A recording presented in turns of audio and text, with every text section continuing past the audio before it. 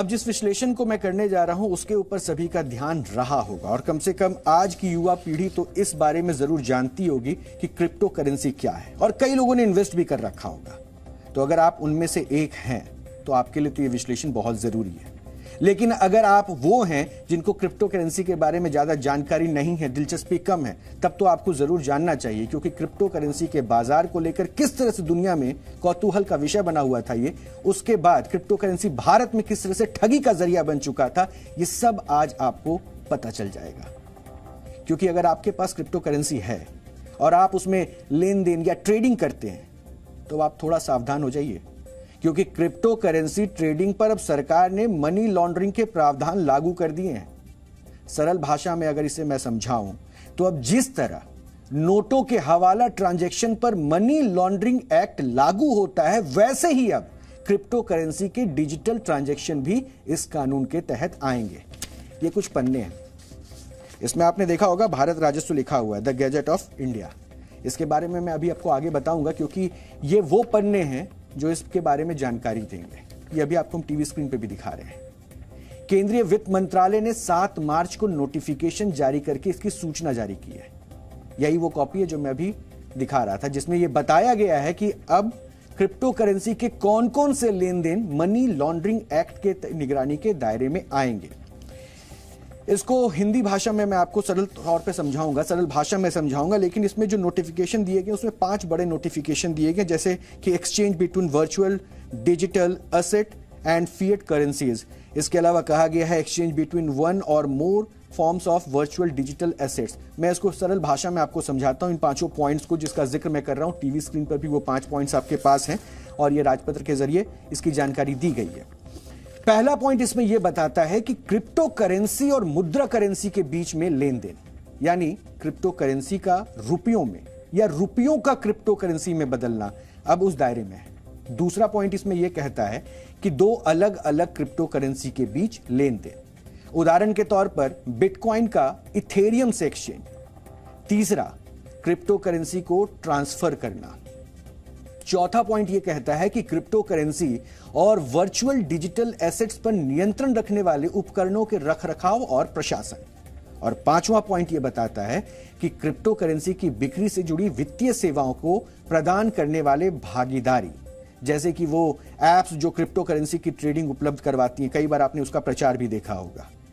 Crypto currency पर money laundering के प्रावधान लागू करके वर्चुअल डिजिटल ट्रांजैक्शन पर निगरानी को कड़ा कर दिया है। इसे अगर आप आसान भाषा में समझें तो, क्योंकि पिछले वर्ष तक भारत के पास डिजिटल एसेट्स को मैनेज करने या फिर उनको रेगुलेट करने वाली कोई स्पष्ट नीति नहीं थी।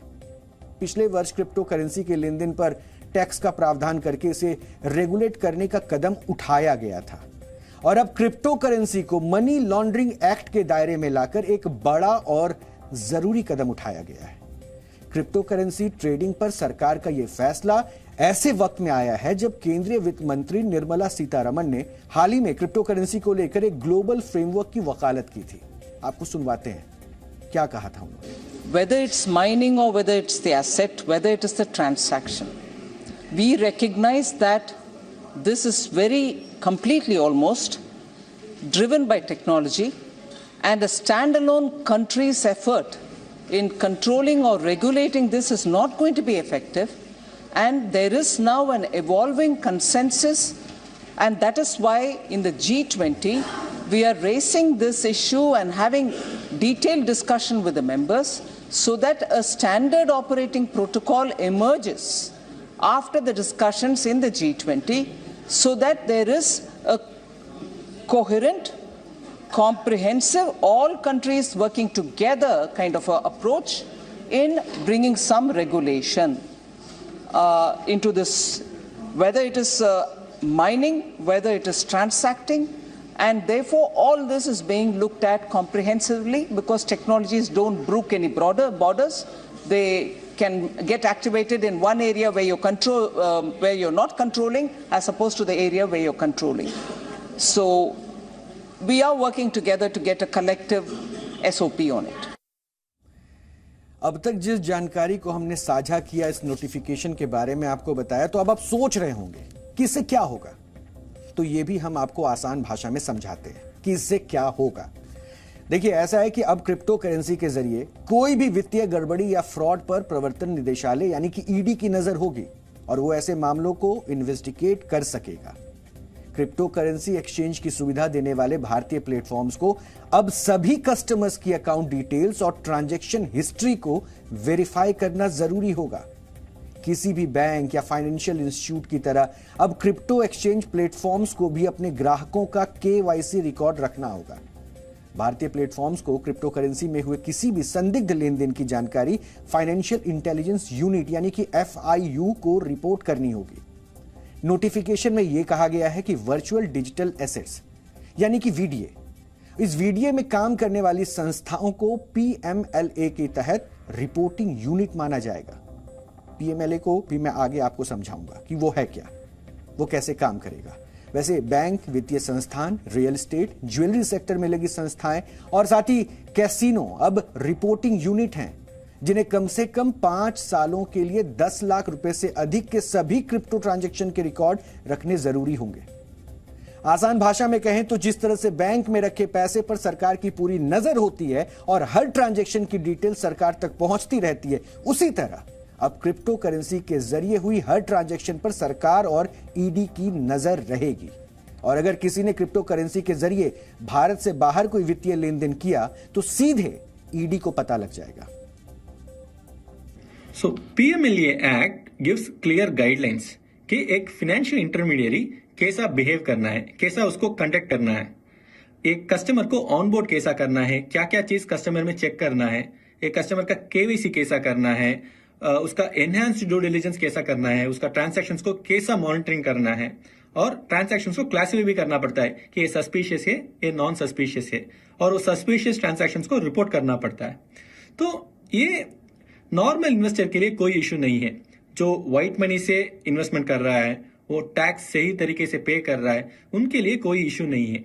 जो ब्लैक मनी यूज कर रहा है, जो गलत चीज के लिए क्रिप्टो को यूज कर रहा है, जो गलत चीज के लिए मनी लॉन्ड्रिंग के लिए यूज कर रहा है, उनको पकड़ने के लिए ये एक्ट यूज होगा। आप देखेंगे तो हर क्रिप्टो करेंसी का एक्सचेंज और जो भी ट्रेड करें वो लोग गवर्नमेंट से पूछ रहे हैं रेगुलेशंस जल्दी लेकर आइए ताकि ये इसको और हम कम कर सकते हैं। तो एक्सचेंजेस इसमें मेनी रूल्स ऑलरेडी फॉलो कर रहे हैं।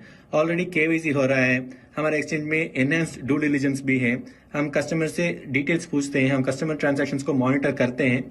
अभी तक हम वॉलंटियरली कर रहे थे, इसके बाद हमको मैंडेटरीली करना पड़ेगा। तो ये गवर्नमेंट को और फायदा मिलेगा, गवर्नमेंट को विजिबिलिटी आ जाएगा कि क्रिप्टो करेंसी कितना फ्लो हो रहा है, किस चीज के लिए यूज हो रहा है। जिस तरह से सिक्के के 2 पहलू होते हैं, उसी तरह डिजिटल वर्ल्ड के भी 2 पहलू हैं, एक अच्छा है और एक बुरा। क्रिप्टो करेंसी को आप डिजिटल युग का बुरा पहलू कह सकते हैं, क्योंकि क्रिप्टो करेंसी एक डिजिटल करेंसी है और उस पर किसी भी देश की सरकार का कोई नियंत्रण नहीं है। वर्ष 2008 में बिटकॉइन से क्रिप्टो करेंसी की शुरुआत हुई थी और अभी दुनिया भर में 17,697 अलग अलग क्रिप्टो करेंसी हैं। वर्ष 2017 में सभी क्रिप्टो करेंसी का मार्केट साइज सिर्फ $20 बिलियन का था, जो कि वर्ष 2021 में बढ़कर $2,900 बिलियन का हो गया, यानी 1400% ग्रोथ, और वो भी सिर्फ 4 वर्षों में। क्रिप्टो मार्केट के साथ साथ दुनिया भर में क्रिप्टो अपराध के मामले भी दुगनी रात चौगनी की रफ्तार से बढ़े हैं, जिसकी वजह से क्रिप्टो करेंसी अब दुनिया में होने वाले सभी बड़े अपराधों में मनी लॉन्ड्रिंग का सबसे ज्यादा प्रचलित और आसान सरल तरीका बन चुका है। Blockchain analytic firm chain analysis की रिपोर्ट यह बताती है कि वर्ष 2022 में क्रिप्टो करेंसी के जरिए 1,95,000 करोड़ रुपए का अवैध लेन देन हुआ था, जो वर्ष 2021 के मुकाबले 68% ज्यादा था। वर्ष 2021 में क्रिप्टो करेंसी के जरिए अवैध लेन देन की वैल्यू 1,16,000 करोड़ रुपए थी, जो वर्ष 2020 में 70,000 करोड़ रुपए थी। ये आंकड़े बताते हैं कि अवैध लेन देन में क्रिप्टो करेंसी की डिमांड तेजी से बढ़ती जा रही है।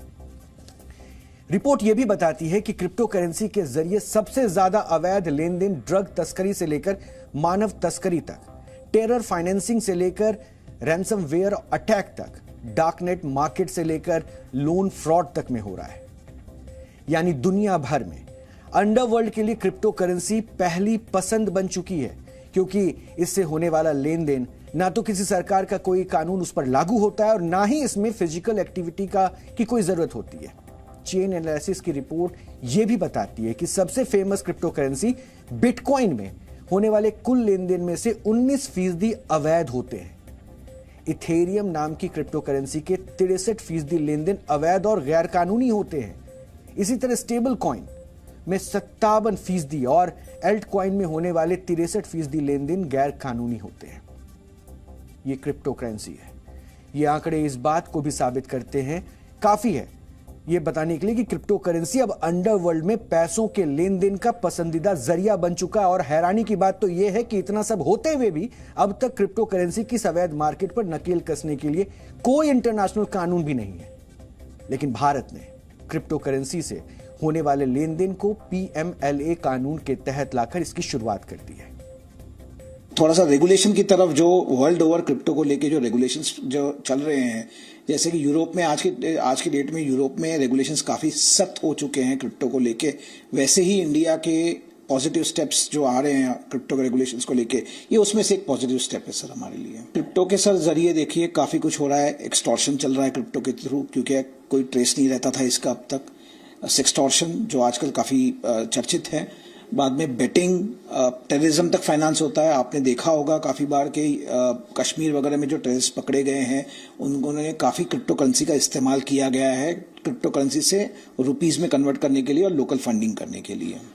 क्रिप्टो करेंसी को यूज करते हुए PMLA जो एक्ट है उसके वायलेशंस पाए जाएंगे तो उनको PMLA कोड के तहत, PMLA की जो प्रावधान है उसके तहत उनको फाइन बैठेगी या फिर उन्हें अरेस्ट हो सकता है, या फिर ED को भी पावर दी गई है कि इसमें वो इंक्वायर करें। अभी इससे जो नॉर्मल इन्वेस्टर है वो इससे बच भी सकता है, जैसे कि वो अपने क्रिप्टो करेंसी के वैलेट जो भारत के एक्सचेंजेस में लगाता था, भारत के एक्सचेंजेस में ये अकाउंट खुलता था, वो अभी भारत के बाहर के एक्सचेंजेस में खोल लेगा, भारत के बाहर बैंक अकाउंट रख के उसको ऑपरेट कर लेगा और वहां पे भी टैक्स भरेगा और यहाँ पे भी टैक्स अगर भरता है तो वो PMLA प्रावधान से दूर रहेगा। अब तक आप ये समझ चुके होंगे कि सरकार ने इस नियम को लाकर किस तरह से क्रिप्टो करेंसी के ऊपर नजर रखने की शुरुआत कर दी है। वैसे पिछले वर्ष के बजट में वित्त मंत्री निर्मला सीतारमण ने वर्चुअल डिजिटल एसेट्स यानी कि क्रिप्टो करेंसी पर 30% टैक्स लगाने का प्रावधान किया था और क्रिप्टो लेन देन पर 1% TDS भी लागू किया था। और यह भी ऐलान किया था कि भारत में क्रिप्टो करेंसी लीगल टेंडर नहीं है। लेकिन अभी तक भारत में क्रिप्टो से जुड़े अपराधों की जांच के लिए कोई कानून नहीं था, इसलिए क्रिप्टो क्राइम की जांच मौजूदा साइबर कानूनों के तहत ही की जाती थी। लेकिन अब क्रिप्टो लेन देन को PMLA के तहत लाकर भारत सरकार ने क्रिप्टो से जुड़े आर्थिक अपराधों की जांच की राह आसान कर दी है, जिसको लेकर गृह मंत्रालय के थिंक टैंक पुलिस अनुसंधान विकास ब्यूरो यानी कि BPRD ने क्रिप्टो से जुड़े अपराधों की जांच को लेकर स्टैंडर्ड ऑपरेटिंग प्रोसीजर यानी कि SOP भी जारी किया है, जिसके मुताबिक कानूनी एजेंसियों को अपने पास एक क्रिप्टो वॉलेट रखना चाहिए जिसमें जब्त की गई क्रिप्टो करेंसी को रखा जा सके। जांच एजेंसियों को क्रिप्टो एक्सचेंजों के साथ भी संपर्क बनाकर रखने चाहिए जिससे संदिग्ध व्यक्ति के वॉलेट को ब्लॉक किया जा सके। क्रिप्टो करेंसी से जुड़े साइबर अपराधों के साथ डील करने वाली जांच एजेंसियों को क्रिप्टो वॉलेट खोलने की प्रक्रिया को पूरी तरह रिकॉर्ड करना चाहिए ताकि सबूतों को संरक्षित किया जा सके और उन्हें अदालत में पेश किया जा सके। दरअसल अभी तक क्रिप्टो करेंसी से संबंधित मामलों पर कोई राष्ट्रीय कानून नहीं था, जिसके कारण कानूनी एजेंसियां अक्सर संघर्ष करती थी। विशेष रूप से क्रिप्टो करेंसी की जब्ती और संदिग्धों का पता लगाने में उन्हें काफी समस्या होती थी। लेकिन अब क्रिप्टो अपराधों में PMLA कानून लागू होगा और इसी के तहत कानूनी प्रक्रिया और सजा के प्रावधान भी होंगे। यानी ये एक ऐसा कदम है जिससे क्रिप्टो के जरिए होने वाले अपराध पर नकेल कसा जा सकता है। Zee News।